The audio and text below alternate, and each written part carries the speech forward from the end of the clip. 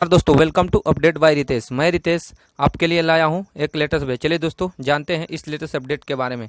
हमारे देश के प्रधानमंत्री श्री नरेंद्र मोदी जी ने लोगों को संबोधित कर रहे हैं बुद्ध पूर्णिमा के दिन। तो चलिए दोस्तों जानते हैं क्या संदेश देते हैं हमारे देश के प्रधानमंत्री नरेंद्र मोदी देशवासियों को। डिटेल्स में जानते हैं।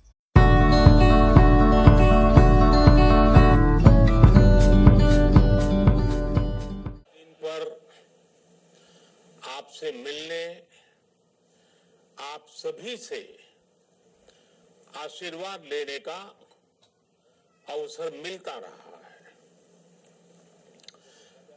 2015 और 2018 में दिल्ली में और साल 2017 में कोलंबो में मुझे इस कार्यक्रम से जुड़ने का, आपके बीच आने का मौका मिला था। हाँ, इस बार परिस्थितियां ही कुछ और हैं, इसलिए आमने सामने आकर के आपसे मुलाकात नहीं हो पा रही है।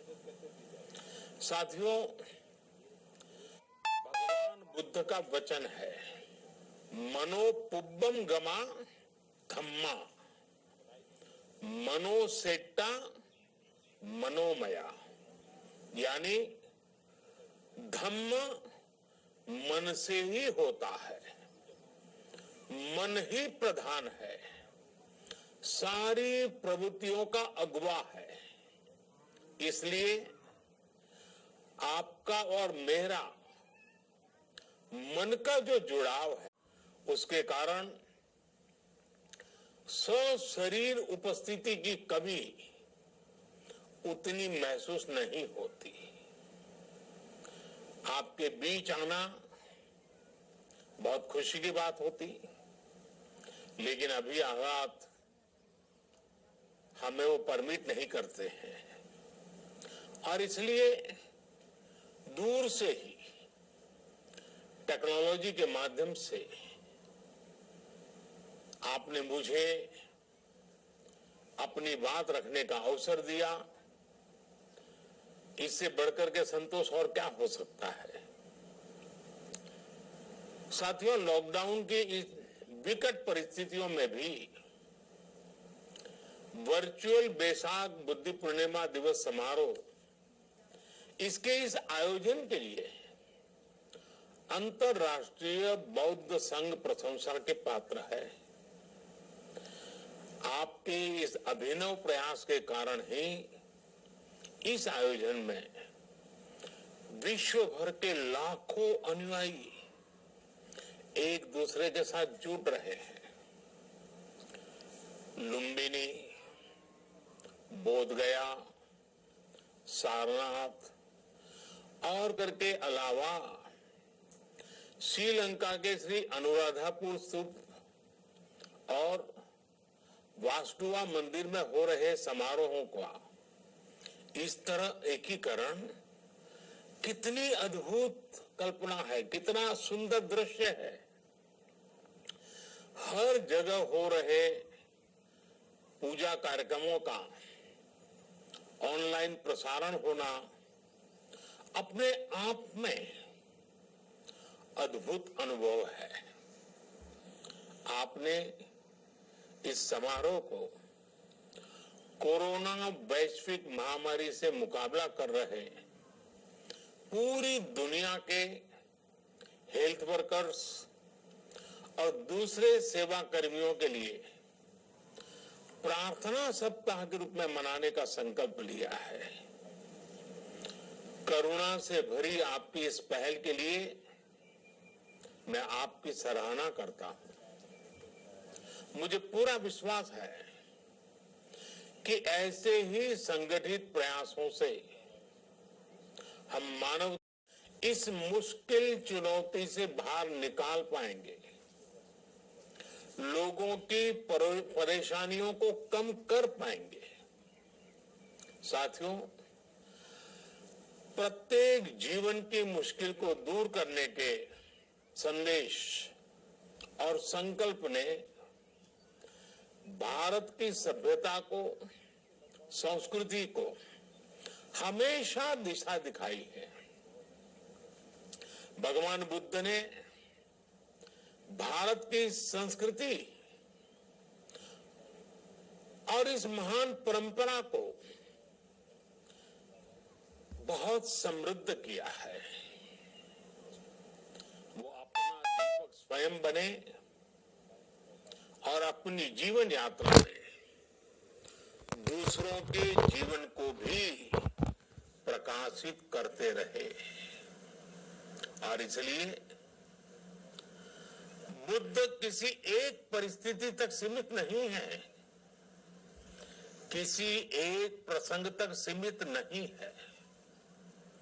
सिद्धार्थ के जन्म, सिद्धार्थ के गौतम होने से पहले और उसके बाद इतनी शताब्दियों में समय का चक्र अनेक स्थितियों परिस्थितियों निरंतर चल रहा है।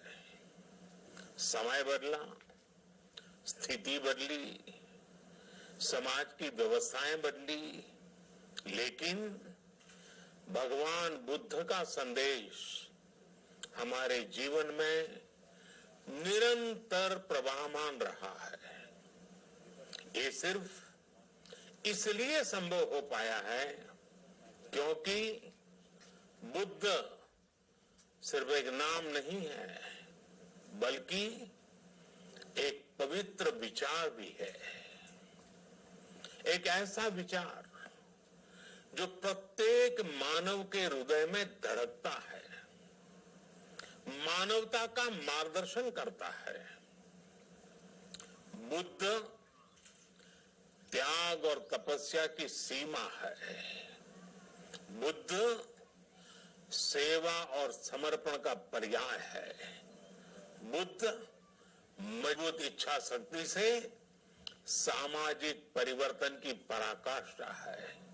बुद्ध वो है जो स्वयं को तपाकर, स्वयं को खपाकर, खुद को न्योछावर करके पूरी दुनिया में आनंद फैलाने के लिए समर्पित है। और हम सभी का सौभाग्य देखिए, हम अपने आसपास ऐसे अनेकों लोगों को देख रहे हैं जो दूसरों की सेवा के लिए, किसी मरीज के इलाज के लिए, किसी गरीब को भोजन कराने के लिए, किसी अस्पताल में सफाई के लिए, किसी सड़क पर कानून व्यवस्था बनाए रखने के लिए 24 घंटे काम कर रहे हैं।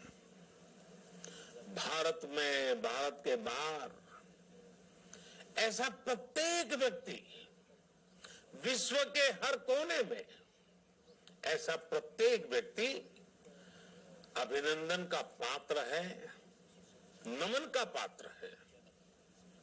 साथियों, ऐसे समय में जब दुनिया में उथल पुथल है, कई बार दुख, निराशा, हताशा का भाव बहुत ज्यादा दिखता है, तब भगवान बुद्ध की सीख और भी प्रासंगिक हो जाती है। भगवान बुद्ध कहते थे कि मानव को निरंतर ये प्रयास करना चाहिए कि वो कठिन स्थितियों पर विजय प्राप्त करे, उनसे बाहर निकले। थक कर रुक जाना ये विकल्प नहीं हो सकता। आज हम सब भी एक कठिन परिस्थिति से निकलने के लिए निरंतर जुटे हुए हैं, साथ मिलकर काम कर रहे हैं। भगवान बुद्ध के बताए 4 सत्य यानी दया, करुणा, सुख दुख के प्रति समभाव और जो जैसा है उसको उसी रूप में स्वीकारना, ये सत्य निरंतर भारत भूमि की प्रेरणा बने हुए है। आज आप भी देख रहे हैं कि भारत निस्वार्थ भाव से बिना किसी भेद के अपने यहां भी और पूरे विश्व में कहीं संकट में घिरे व्यक्ति के साथ पूरी मजबूती से खड़ा है। लाभ हानि, समर्थ असमर्थ से अलग हमारे लिए संकट की एक घड़ी सहायता करने की है। जितना संभव हो मदद का हाथ आगे बढ़ाने की है। यही कारण है कि विश्व के अनेक देशों ने भारत को इस मुश्किल समय में याद किया और भारत ने भी हर जरूरतमंद तक पहुंचने में कोई कसर नहीं छोड़ी है। भारत आज प्रत्येक भारतवासी का जीवन बचाने के लिए हर संभव प्रयास तो कर ही रहा है, अपने वैश्विक दायित्वों का भी उतनी ही गंभीरता से पालन कर रहा है। साथियों, भगवान बुद्ध का एक एक वचन, एक एक उपदेश मानवता की सेवा में बुद्ध भारत के बोध और भारत के आत्मबोध दोनों का प्रतीक है। इसी आत्मबोध के साथ भारत निरंतर पूरी मानवता के लिए, पूरे विश्व के हित में काम कर रहा है और करता रहेगा। भारत की प्रगति हमेशा विश्व की प्रगति में सहायक होगी। साथियों, हमारी सफलता के पैमाने और लक्ष्य दोनों समय के साथ बदलते रहते हैं, लेकिन जो बात हमें हमेशा ध्यान रखनी है वो ये कि हमारा काम निरंतर सेवा भाव से ही होना चाहिए। जब दूसरे के लिए करुणा हो, संवेदना हो और सेवा, तो ये भावनाएं हमें इतना मजबूत कर देती हैं कि बड़ी से बड़ी चुनौती से आप पार पा सकते हैं। सुप्पबुद्धम पबुज्जन्ति सदा गौतम सावका, यानी जो दिन रात हर समय मानवता की सेवा में जुटे रहते हैं, वही बुद्ध के सच्चे अनुयायी हैं। यही भाव हमारे जीवन को प्रकाशमान करता रहे, गतिमान करता रहे। इसी कामना के साथ आप सभी का बहुत बहुत आभार। इस मुश्किल परिस्थिति में आप अपना, अपने परिवार का, जिस भी देश में आप हैं वहां का ध्यान रखें, अपनी रक्षा करें और यथासंभव दूसरों की भी मदद करें। सबका स्वास्थ्य उत्तम रहे, इसी मंगल कामना के साथ मैं मेरी वाणी को विराम देता हूं। धन्यवाद। सर्वमंगलम।